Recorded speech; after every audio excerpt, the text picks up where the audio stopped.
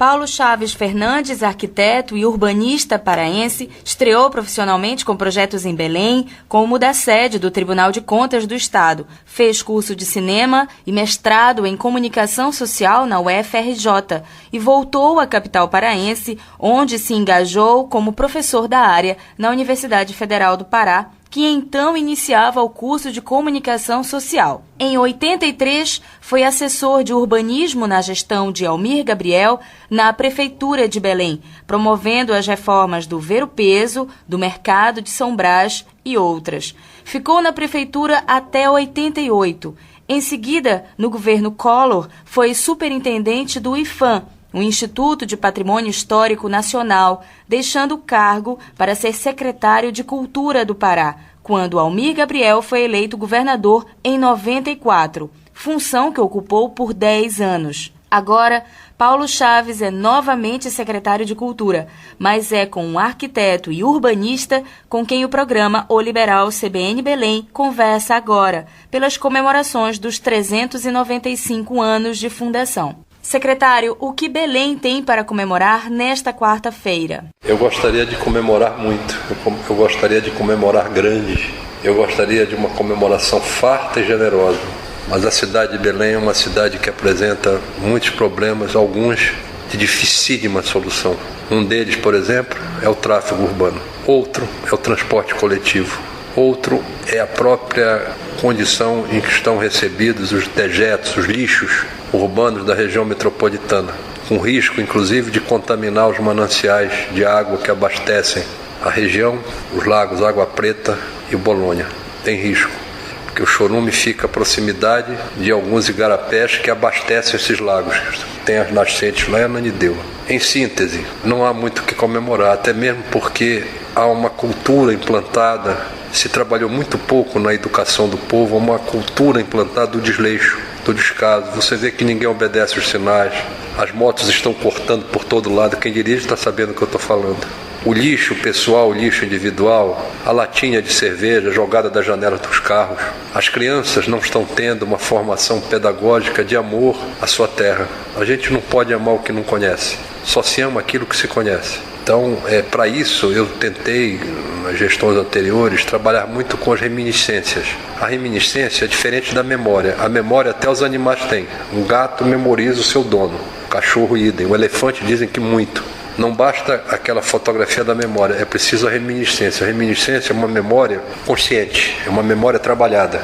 Então, quando você trabalha o passado de Belém, os seus monumentos, os seus lugares públicos, não é? Como eu fiz com as praças, na época de Coutinho e Almir, como fiz ali no Feliz Lusitânia, você está trabalhando o ego das pessoas, você está trabalhando esse sentimento muito importante, fundamental para que as cidades sejam aprazíveis, que é o sentimento de pertencimento. Eu pertenço a este lugar, eu pertenço a esta cidade, ela é minha, ela está em mim, a sua história está em mim, eu tenho orgulho dela. Quando isso existe, as pessoas tratam carinhosamente o seu espaço, porque é esse sentimento forte. Eu estou na cidade, a cidade está em mim. Do contrário, o que há é esse sentimento predatório do uso, o consumo da cidade. As pessoas consomem a cidade. A cidade não foi feita para ser consumida. A cidade foi feita para ser um espaço do consumo e não ela própria ser consumida. Há uma diferença nisso. E eu fico, portanto, te devendo uma Belém que eu gostaria que fosse, gostaria de numa entrevista lá adiante, um dia, nem que muito velhinho, eu possa te dizer, puxa vida, como Belém está bem no seu aniversário, como Belém está do jeito que a gente sonhou e de como esteve em tantos momentos da sua história. Eu gostaria, vou ficar te devendo essa comemoração. Quem sabe nos 400 anos, hein? Quem sabe nos 400 anos aconteça a mágica e a gente se encontre numa entrevista numa Belém diferente, num cenário diferente. Ao fazer um retrospecto das obras executadas por sua administração à frente da Secult, quais as que o senhor considera de maior importância para a cidade? A de maior importância é fazer as coisas com paixão, fazer as coisas com um verdadeiro sentimento de servidor público, mostrando que vir para um cargo público não é vir se servir do público, mas servir o público.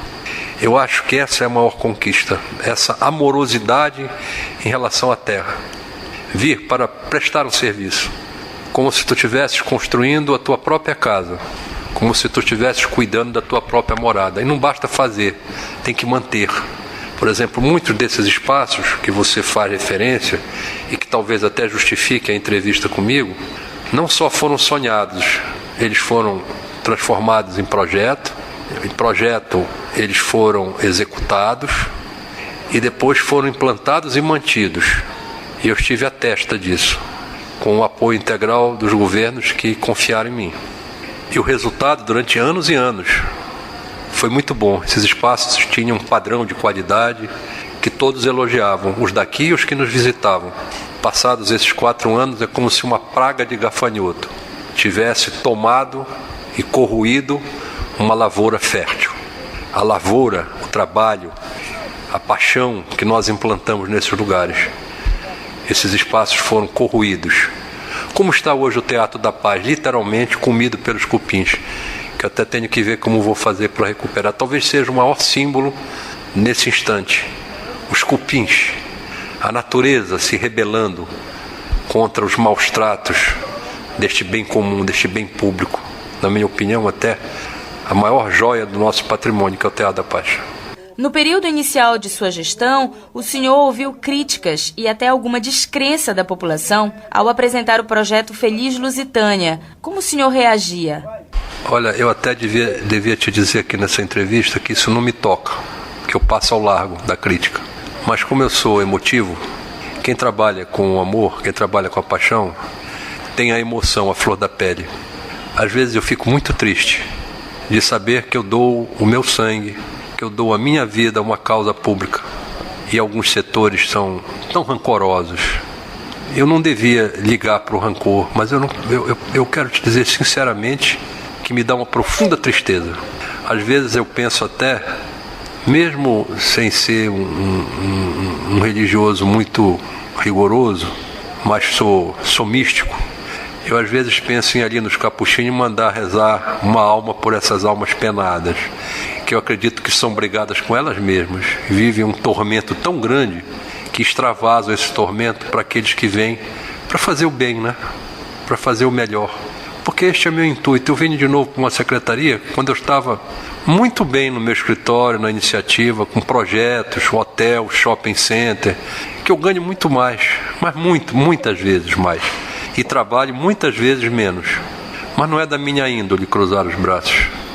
E a única maneira de responder ao rancor é com mais realizações. Cada vez que eu sou provocado, eu tenho vontade de fazer mais e mais. Existe um projeto de montagem do Parque Ambiental do Utinga com um teleférico? Não só um teleférico, é um projeto, é um master plan, na verdade, que eu tive chance de desenvolver já na segunda metade do governo do Jatene, iniciei. Teríamos começado as obras, não fosse a dificuldade dos repasses a que o Estado tem direito por parte da Federação, por incompatibilidade de partidos e governos, né? Os cofres foram fechados para nós naquela altura, então a coisa ficou ainda, hoje não se diz mais nas pranchetas, nos computadores. E eu sei que é uma das meninas dos olhos do governador, até porque ali é um lugar estratégico para a vida da cidade, porque é um manancial de abastecimento de água. E a melhor maneira de preservar é dando um uso correto, um uso controlado. Então há alguns sonhos sim para ali. E eu vim com uma das incumbências e já estou arregaçando as mangas. Não fosse esse episódio aqui do hangar, eu já estava estruturando a minha equipe para a gente trabalhar nisso. Mas como tem alguns terremotos ainda a enfrentar pela frente, eu vou esperar passar a poeira e começar de novo. Então, essa transição errônea que se faz com cofres, com problemas, com dívidas, isso atrasa tão e só unicamente a população paraense, que poderia ter um projeto agora já em andamento e que tem então que sanar dívidas e problemas para conseguir dar continuidade. Eu concordo contigo em gênero, número e grau. Um historiador disse, esta segunda-feira, a Liberal CBN, que sonha em ver os fios elétricos da cidade todos escondidos embaixo das ruas e calçadas. Seria possível? Possível é, mas muito difícil, porque custa 5 vezes mais do que a fiação aérea. E além do mais, toda a fiação aérea já está implantada. Você tinha que desmontar isso tudo, tinha o custo do desmonte e depois o custo de você colocar essa fiação toda subterrânea. Nas cidades mais ricas do mundo é assim. Eu não sei se eu posso ter a veleidade aqui de te dizer que isso é viável em Belém. Em alguns lugares eu fiz isso, Feliz Lusitânia, por exemplo, onde é possível, mas assim pontual, né? Mas a cidade toda é complicada. Sua meta em restaurar o patrimônio histórico da cidade e revitalizar uma área decadente parecia ser utopia. Atualmente é difícil imaginar a capital paraense antes da recuperação do Forte do Presépio, da Casa das 11 Janelas ou do Teatro da Paz. Como pensar Belém sem uma Estação das Docas, o Mangá ou o Parque da Residência? Mas como o senhor pensa Belém agora? Olha, eu estou voltando, fiz um levantamento desses espaços todos que tu falaste, eles estão detonados, infelizmente. E os cofres públicos do Estado foram arrasados. E existem, é claro que isto é prioridade, mas existem as prioridades das prioridades. Na própria fala do governador Simão já tem diversas oportunidades agora, ao tomar posse, saúde, escola e segurança. Então, vamos nos inscrever na fila para ver que se na recuperação dos recursos públicos a gente consegue um lugar para investir novamente nesses espaços, para fazê-los retornar ao que eram e daí para frente a gente pensar em coisas novas. Antes de finalizar, eu queria, factualmente na agenda do dia está o problema do hangar. E agora, nesta semana, como é que o senhor pretende dar mais um passo, mais um capítulo no desenrolar desse problema da transição? Retomar o hangar, sem essa condição que quase nos era imposta por eles, quer dizer, não ia cair nisso, né? De aceitar a rescisão nos moldes que eles queriam que fosse, né, com tantas irregularidades encontradas. Então, eu não posso aceitar essa rescisão com a Via Amazônia. Nós vamos ter que apurar todos os desmandos que aconteceram ali.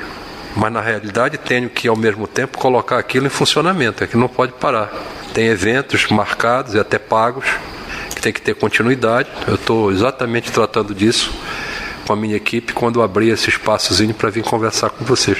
Este foi Paulo Chaves Fernandes, arquiteto e urbanista paraense, agora novo secretário de Cultura do Estado, que falou sobre os 395 anos de Belém, que serão comemorados nesta quarta-feira, dia 12.